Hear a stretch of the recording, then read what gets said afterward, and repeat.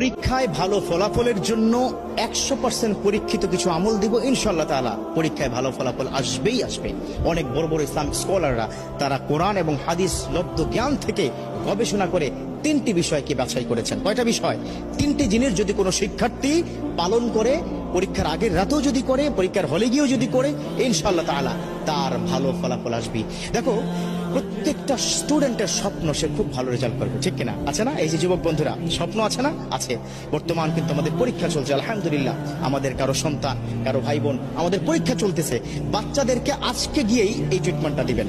চাচা, আজকে গিয়েই আপনার সন্তানকে বলবেন যে তোমাকে এই 3টি বিষয় দিলাম, অথবা আমার ভিডিওটা তাকে দেখাবেন, পারলে একটু শেয়ার করে দিবেন। কারণ এই ভিডিও শেয়ারের মাধ্যমে যদি কোনো শিক্ষার্থী বন্ধু তারা যদি এই আমলটা করতে পারে, তাদের পরীক্ষা যখন ভালো ফলাফল হবে, ওই একটা ছোট্ট শেয়ারের কারণে আপনার আমল নামায় কিন্তু আল্লাহ পাক সওয়াব লিখতেই থাকবে। সুবহানাল্লাহ। কয়টা বিষয় বললাম? 3টা বিষয়। যুবকরা, কয়টা? 3টা বিষয়।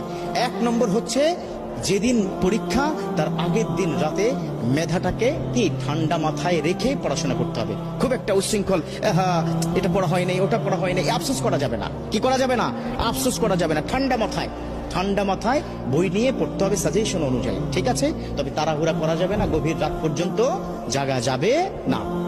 2 নম্বর হচ্ছে, আল্লাহর প্রতি সর্বোচ্চ তাওয়াক্কুল করতে হবে।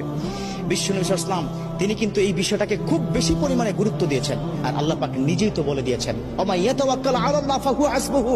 Those the people are depend on almighty, Allah is good enough for him. অতএব আল্লাহর প্রতি তাওয়াক্কুল রাখতে হবে। আল্লাহ, পরীক্ষার হলে কালকে যাব, আল্লাহ তুমি পরীক্ষায় প্রশ্নগুলো কমন করে দিও, প্রশ্নগুলো কমন করে দিও, প্রশ্নগুলো কমন করে দিও। এটা 2 নম্বর। আল্লাহর প্রতি তাওয়াক্কুল রাখতে হবে। আল্লাহর কাছে চাইলে আল্লাহ ফেরত দেন না। উদউনি আস্তাজিব লাকুম। আল্লাহ পাক নিজে বলে দিয়েছেন, ও আমার বান্দারা, ও আমার গোলাম, ও শিক্ষার্থীরা, আমাকে বলো, তোমার সমস্যার সমাধান করে দিব, তোমার ডাকে আমি সাড়া দিব।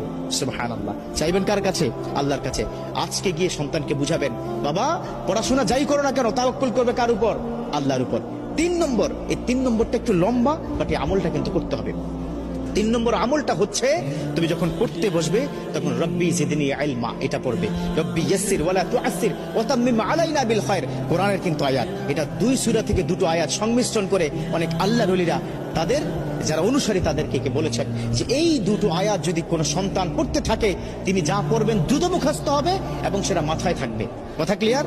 রব্বি জিদনি ইলমা রব্বি ইয়াসসির ওয়ালা তুআসসির ওয়া তাম্মিম আলাইনা বিল খায়র। এটা পড়তে হবে পড়ার আগেই, এবং সকালবেলা ঘুম থেকে উঠে মেন্টালি ফ্রি থেকে একদম ফ্রেশ হয়ে উজু করে তারপরে যা কিছু প্রয়োজন পরীক্ষার হলে যাওয়ার জন্য সেগুলো হাতে নিয়ে বিসমিল্লাহি তাওয়াক্কালতু আলাল্লাহ বলে কিন্তু ঘর থেকে বের হতে হবে।